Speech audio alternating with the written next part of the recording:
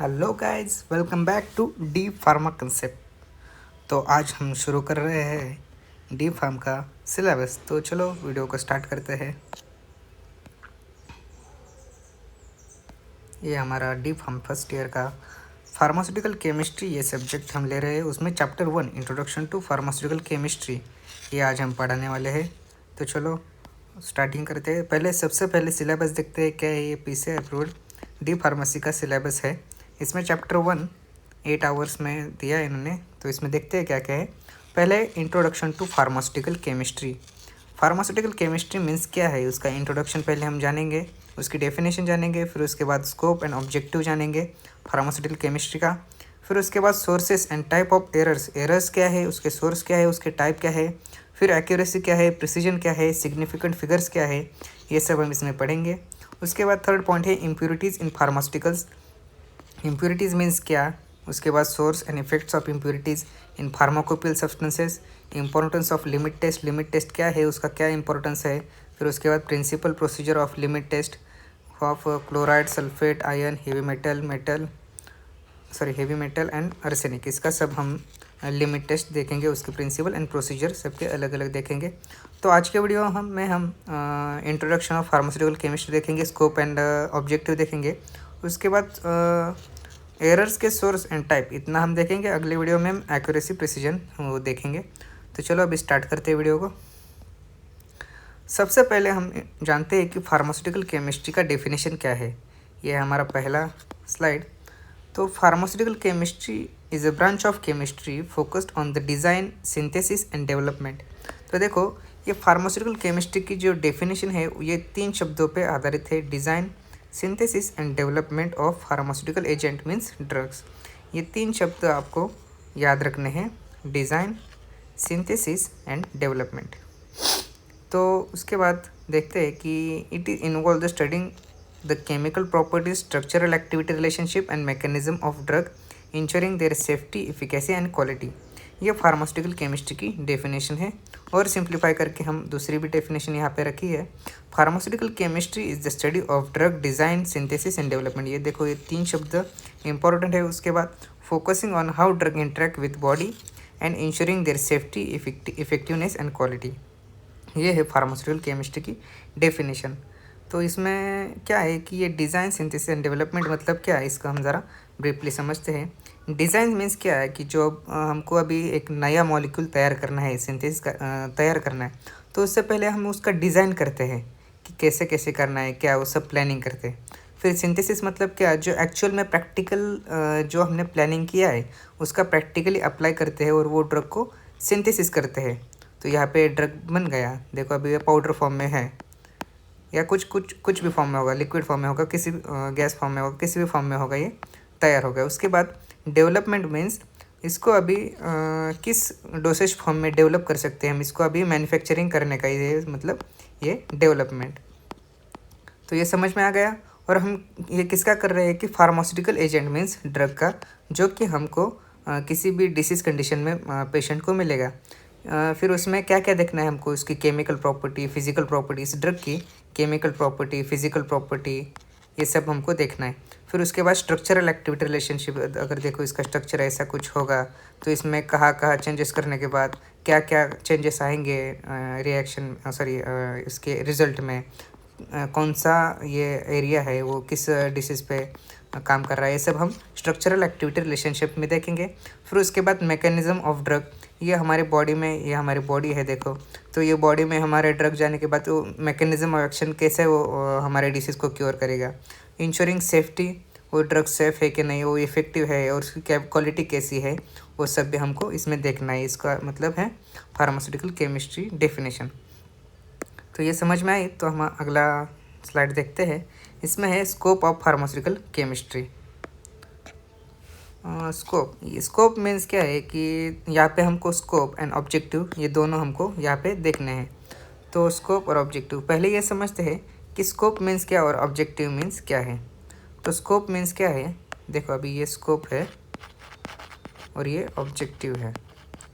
Scope में क्या है कि अब हम किसी फील्ड को चूज़ करते हैं तो हम पहले सोचते हैं कि इसमें क्या क्या स्कोप है, मतलब इसमें हम क्या क्या कर सकते हैं, क्या क्या कर सकते हैं।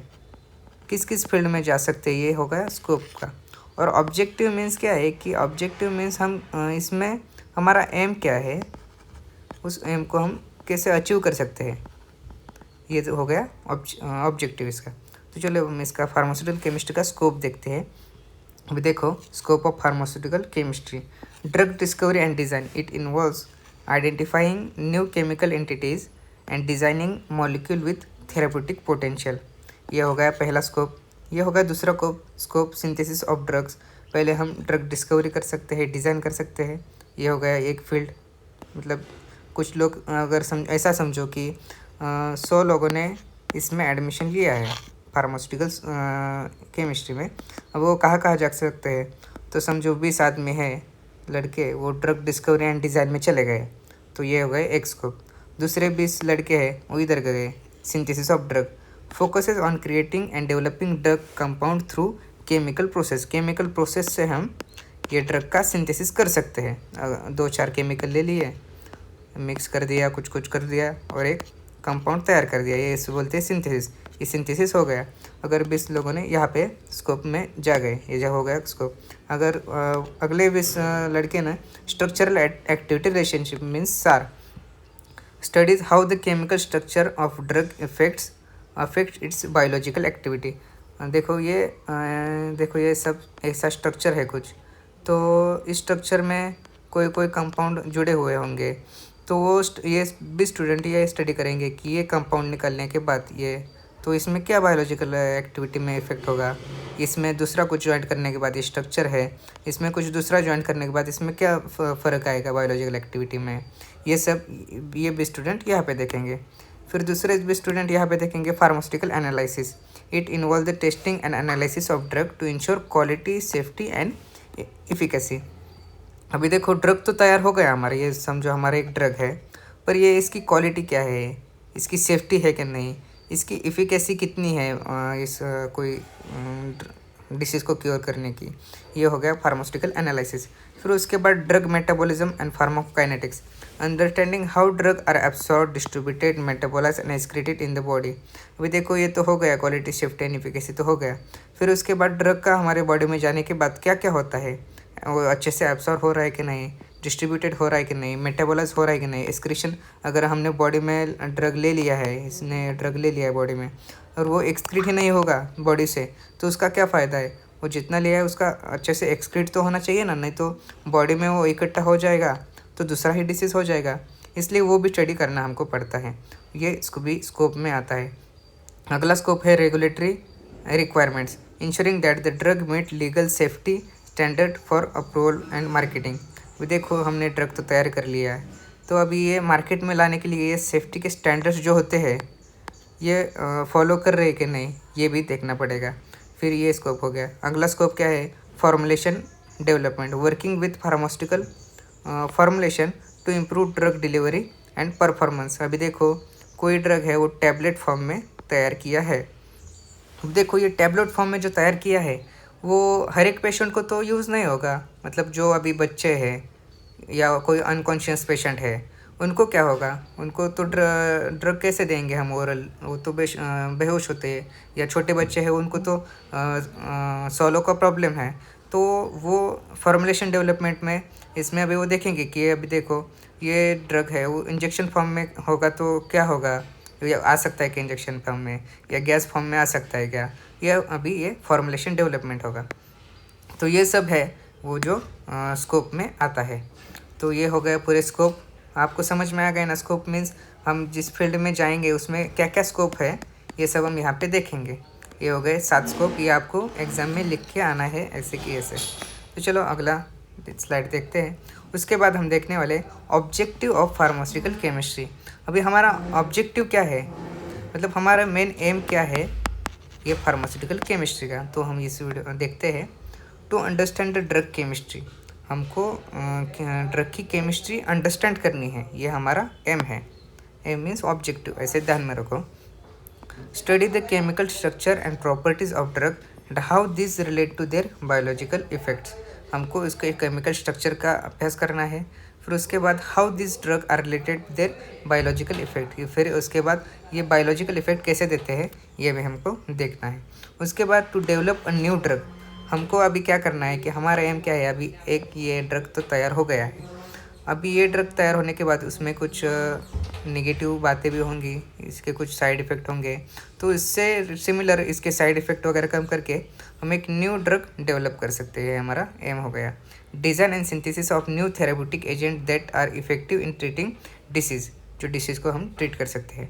अगला हमारा ऑब्जेक्टिव क्या है, to ensure drug safety and efficacy, drug की सेफ्टी, ड्रग हमारे बॉडी के लिए कितना सेफ है और कितना इफ़ेक्टिवनेस है, कितनी अच्छी तरह से हमारा वो डिसीज़ क्योर कर सकता है, ये इसमें देखने का है, ये हमारा ऑब्जेक्टिव है। Analyse and evaluate the drug to ensure they are safe for use and meet regulatory standard. उसके बाद है to explore drug mechanism, drug का मैकेनिज़्म कैसा है वो हमको एक्सप्लोर करना है। Understand how drug work at the molecular and cellular level to produce therapeutic effect, हमको जो अभी हमारे बॉडी है, ये बॉडी में ड्रग दिया है, फिर उसके बाद ये जाएगा ऐसे पेट में सब जगह जाएगा, रिसेप्टर को माइंड होगा, तो मॉलिकुलर लेवल पे और सेल लेवल पे वो कैसा काम करता है उसका हमको स्टडी अंडरस्टैंड करना है और वो हमको दूसरों को बताना है, एक्सप्लोर करना है। ये हमारा ऑब्जेक्टिव है फार्मास्यूटिकल केमिस्ट्री का। अगला ऑब्जेक्टिव क्या है, to study the drug metabolism, learn how drug are proceed in the body and how the optimise the bioavailability and activity, हमको ये भी देखना है कि ये मेटाबोलाइज कैसे होता है, फिर उसके बाद वो ब्लड में कितना परसेंट, अभी हमने 100 mg ड्रग तो ले लिया है पर वो ब्लड में कितने mg जाएगा, फिर वो उसकी एक्टिविटी कैसी होगी, तो अभी हम ऑब्जेक्टिव में देखेंगे।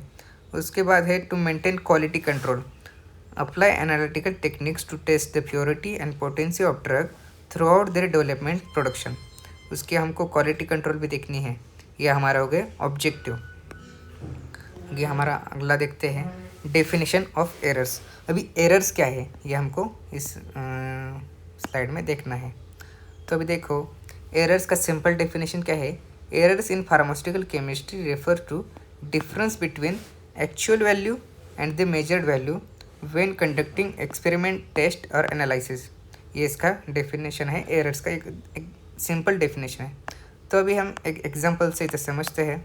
अभी देखो ये एक सिंपल है, एक लाइन है, ये अभी आपको बोला है कि ये लाइन को मेजर करना है, तो आप ये लाइन का मेजर कैसे करेंगे, तो यहाँ पे ऐसे स्केल रखेंगे, देखो ये स्केल है, आप इसे यहाँ पे रखोगे, फिर यहाँ पे 0 आता है, फिर यहाँ से लाइन आती है, फिर 1, फिर यहाँ से लाइन आती है, फिर यहाँ से 2, फिर यहाँ से लाइन, फिर यहाँ से 3 आता है, तो आपको ये रख के यहाँ पे आप मेजर करोगे, तो समझो ये है 3 सेंटीमीटर का लाइन है, ये इसकी एक्चुअल वैल्यू है।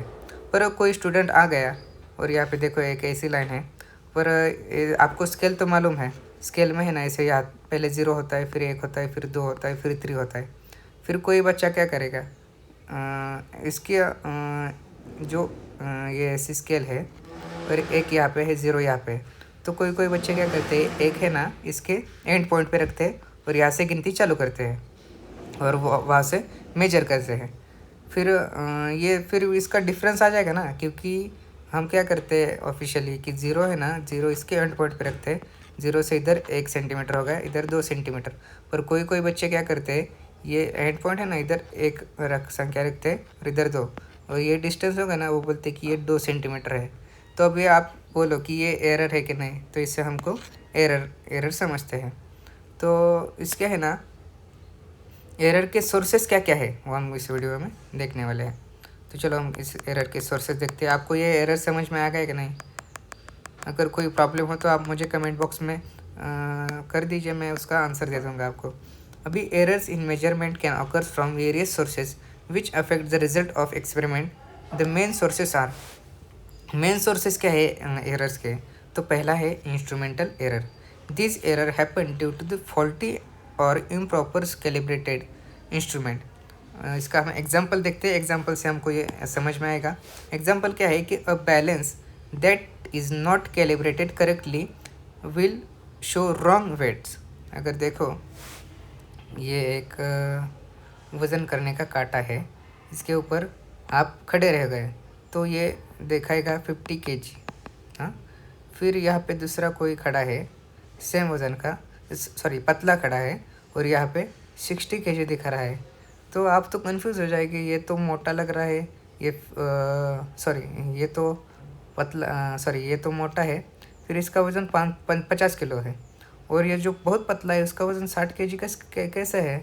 तो हम दूसरे वज़न कांटे पे चेक किया तो इसका वज़न आया 60 kg और इसका पतले वाले का आया 40 kg। तो ये इंस्ट्रूमेंट का एरर हो गया ना, ये क्योंकि ये वज़न काटा है वही ख़राब है, ये हो गया इंस्ट्रूमेंट एरर। दूसरा है ह्यूमन एरर। इसमें क्या है, mistake made by the person performing the experiment like reading the scale incorrectly और यूजिंग रॉन्ग प्रोसीजर। देखो यहाँ पे example, miss reading the measurement of the thermometer. यहाँ पे थर्मोमीटर का है, हमने यहाँ पे एग्जांपल लिया था। देखो ये लड़का कोई है ना, ये लाइन पे मेजर करना है, तो यहाँ पे 1 रखेगा, यहाँ पे 2 संख्या रखेगा, क्योंकि हमको स्टार्टिंग तो एंड पॉइंट तो 0 से करना पड़ता है। फिर यहाँ पे 1 सेंटीमीटर, यहाँ पे 2 सेंटीमीटर, तो ये हो गया ह्यूमन एरर। नेक्स्ट देखते हैं, यहाँ पे है एनवायरमेंटल एरर।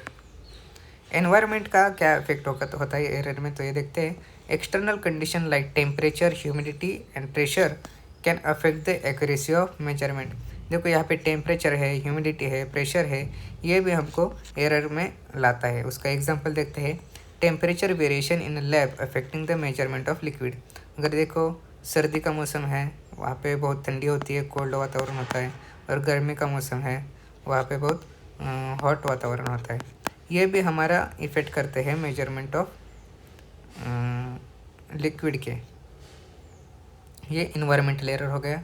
फिर दूसरा है method error. Errors caused by the improper procedure और method. Example, incorrectly mixing chemical during experiment.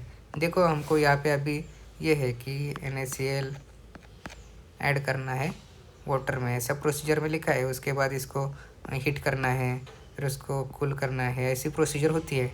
पर जैसी प्रोसीजर है वैसा हम फॉलो नहीं करते। देखो ये प्रोसीजर है 1 2 3 4, अगर हमने चौथी प्रोसीजर है वो 1 नंबर को कर दी, और पहली प्रोसीजर है वो 4 नंबर को कर दी, तो ये गलत हो जाएगा ना। तो ये हो गया मेथड एरर। ये एरर के कोई सोर्सेस है। उसके बाद हम देखने वाले हैं टाइप ऑफ एरर्स।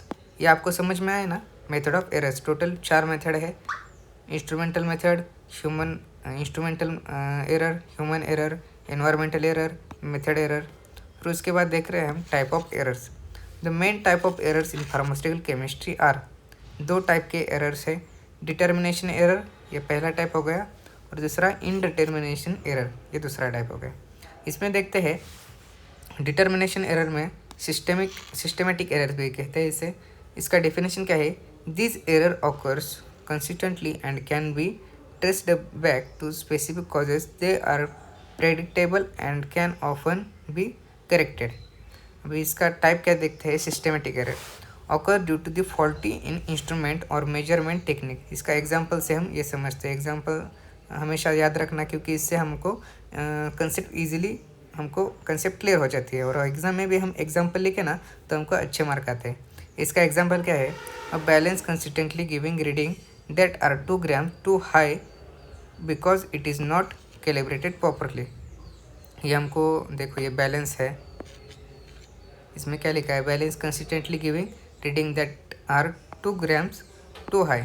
अगर देखो ये 100 ग्राम का कोई है सब्सटेंस, इस पर हम रख रहे हैं, तो ये हर टाइम 102 ग्राम दिखाता है। इसका मतलब है ये हो गया सिस्टेमेटिक एरर।